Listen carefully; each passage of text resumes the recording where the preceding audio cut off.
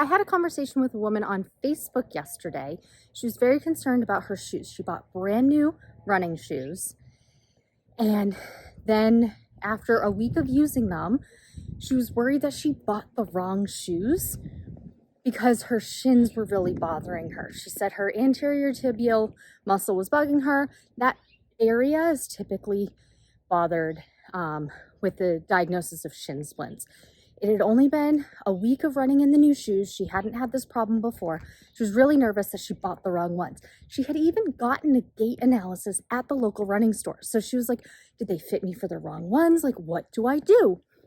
So after a few questions with her, asking her, how much did you run? That was my first question. Because if she got a gait analysis, most local running stores are really good at figuring out the type of shoe that you should be wearing based on your gait analysis, the position of your foot, the posture of your foot, just overall how it sits. So they're usually really good about that. Of course, there are some that aren't. You know, you have to take it with a grain of salt. You have to know who you're dealing with. Anyway, so the first question I asked her was, well, how many miles did you run on it? And she said, about 20 miles. And I said, okay, that's a lot of miles on a brand new pair of shoes. And she said, well, I didn't think it was that bad. It was just like 3 miles at a time.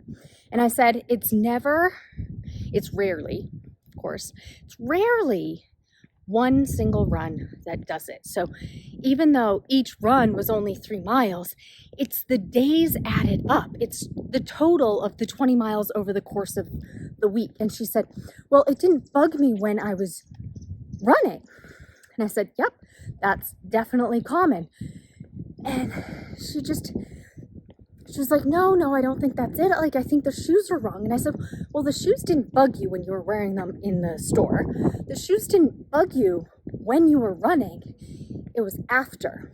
So your legs, your feet, your shins, your knees, your hips, even your glutes and your back get used to the position they're in and how they're running with each pair of shoes you're wearing. So if your body's used to wearing one pair of shoes for 300 miles, 500 miles, or years and years and years, when you switch the shoes, there's going to be an adjustment period.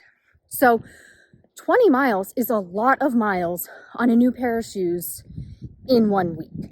So typically what I recommend women do when they get a brand new pair of shoes is wear the new shoes for half or less than half of the run you're doing.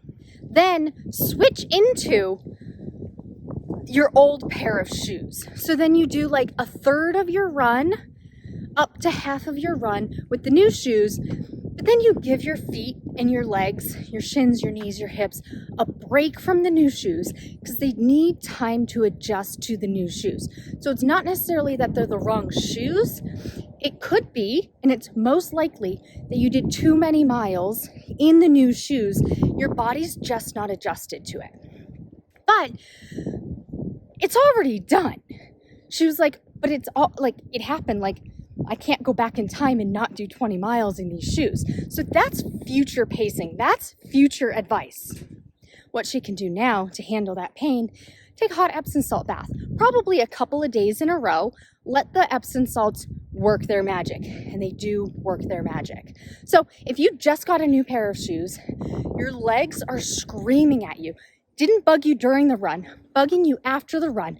Look at how many miles you did. If it's your normal amount of miles, your normal amount of increase, and you did it on your brand new shoes, that's too much. You need to do half or less throughout the week. And then if it's already been done, the damage has already been done. And I use that word loosely. It's not damaged, it's irritated. But take a hot Epsom salt bath.